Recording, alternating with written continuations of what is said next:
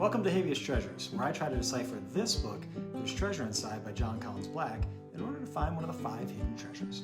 On today's episode, I'll be continuing my breakdown of the Pokemon box chapter, and specifically why I think this hotel could be a major part of the solve. Let's begin. On my last video, I discussed why I think the Wise Golem might be a reference to the famous boxer Muhammad Ali, based on a mashup with his original name Cassius Clay. This led me to think that a likely spot where he would hide the treasure is near a gym, since boxing gyms and Pokemon gyms are similar. But which gym? To answer this question, we have to revisit the original Pokemon game mentioned in the chapter, Pokemon Red and Green. The goal of the game is to become the Pokemon champion, and to do this, you must travel around and defeat 8 gym leaders in order to earn 8 gym badges, and only after defeating the last gym leader can you enter the Pokemon League. The gyms are named after colors, and the final gym that you have to defeat is called the Viridian Gym. Now, Viridian is a blue-green color, and the gym leader is called Giovanni, who coincidentally is also the leader of Team Rocket, who are the evil villains of Pokemon. Now, when I pulled up Google Maps and did a search for a blue-green location in New Orleans, the first hit I got was the Marquee Hotel by BlueGreen Vacations, located here on Elk Place. Now, you may remember from my earlier videos, I really like Elk Place as a treasure hiding spot, so this got me excited. It even fits with the line, "We left the box not far from a place," Elk Place, where locals turn up, streetcars heading uptown, from time to time. The hotel operates as a timeshare. Okay, one more thing I like about this spot is that in Pokemon, the gym leader of Viridian, or the Blue-Green Gym, is called Giovanni. Well, and maybe one of the coolest coincidences I found so far in the hunt, it turns out that in the same 1960 Olympics that Muhammad Ali won his gold medal, the Olympic Boxing Committee awarded the Val Barker Trophy for the most outstanding boxer at the Olympics to fellow gold medalist Giovanni Nino Benvenuti of Italy. All right, so now we have a link between Muhammad Ali, Giovanni, the Viridian Gym from Pokemon, and the Marquee Hotel by BlueGreen Vacations. But what other links are there to the chapter in the book?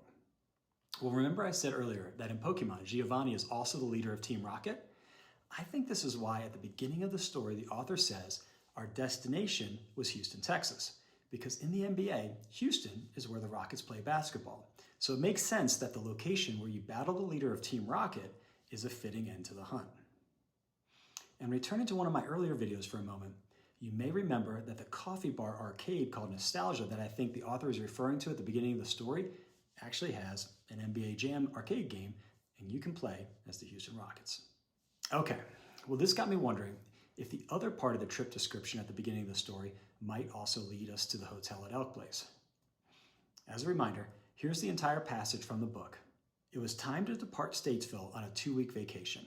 Our destination was Houston, Texas. Our excursion would be circular. We'd head southwest through New Orleans and then make our trek back past the Ozarks. I think the author is describing a route from the airport in New Orleans to the Marquee Hotel in Elk Place. Let's look at it line by line. First, it was time to depart Statesville on a 2-week vacation. Well, the interesting thing about the town of Kenner, where the airport is located, is that a large portion of the town is made up of streets named after the 50 states. I think this could be Statesville. Let's assume for a moment that the part about on a 2-week vacation, our destination was Houston, Texas, refers to the Marquee Hotel by BlueGreen Vacations. Then we get our excursion would be circular. Now, I used to think that excursion and circular meant a round trip. I don't anymore. Instead, I think he's calling out a specific business along the route for a specific reason. Here's what I mean. I think our excursion refers to the Ford Excursion SUV, and the line would be circular is a nod to the Ford logo, a blue oval, or as some call it, a blue badge. Basically, this is saying our excursion would be a Ford. Sounds crazy, right? I thought so too, until I discovered that the biggest Ford dealership in the New Orleans area is called LaMarque Ford, located right in the middle of all the state-named streets in Kenner. So why did he pick this specific business? Well, the name LaMarque Ford sounds a lot like the Marquee Hotel. And if you translate LaMarque from French to English, it means the mark or the spot. I think the author could be having fun with the classic X marks the spot treasure trope. All right, but the car dealership is still a long ways away from the hotel. How do we get there? Well, the next line reads, we'd head southwest through New Orleans. I think he's referring to the airline Southwest and intends for us to take Route 61 or Airline Highway towards our destination. Now this leads us to the last line and make our trek back past the Ozarks. Here I think he's referring to a famous explorer who discovered the New Orleans area for France in 1682. His name was, I'll probably mess this up, but René Robert Cavelier sur de la Salle. And his journey started on the Mississippi River near modern-day St. Louis, and he trekked past the Ozarks as he journeyed down to the Gulf of Mexico.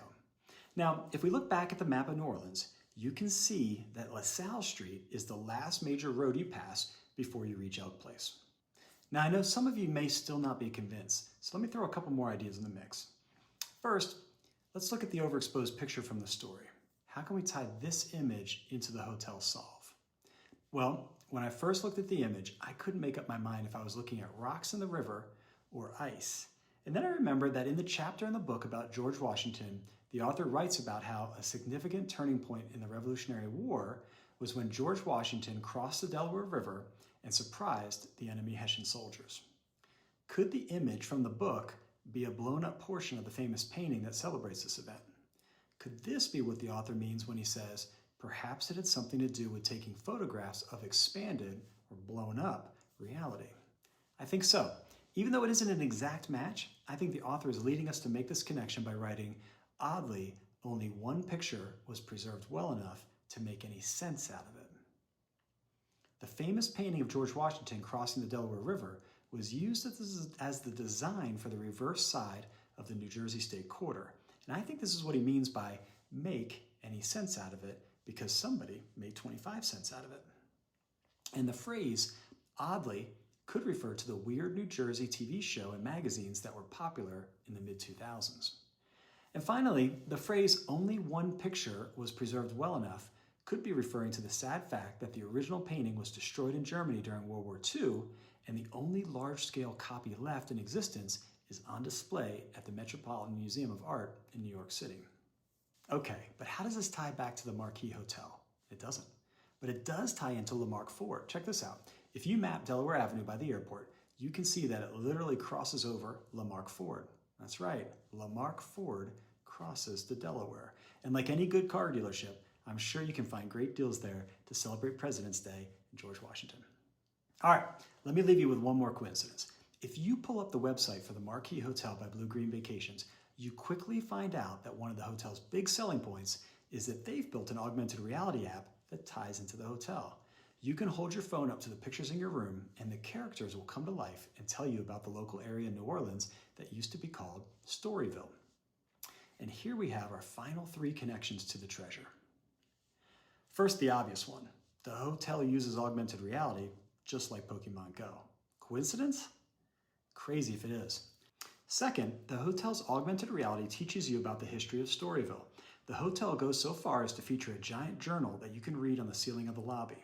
And in part one of the book, the theme of the chapter on George Washington is share your story, particularly by journaling your experiences. And finally, back to the Pokemon chapter. Remember when the author and his wife went to Portland, Maine and discovered Pokemon Go for the first time? Well, he finishes telling that part of the story by writing, no storefront awnings were left unoccupied, and almost all of these people had their arms out, phones extended, peering at, or rather through their devices. They were all searching for Pokemon. I think the author is making another reference to the hotel here because the definition of a marquee is a canopy projecting over the entrance to a theater, hotel, or other building. In other words, a storefront awning where people experience, in this case, augmented reality. Anyway, that's all I've got for today's video. Hope this helped. Happy hunting.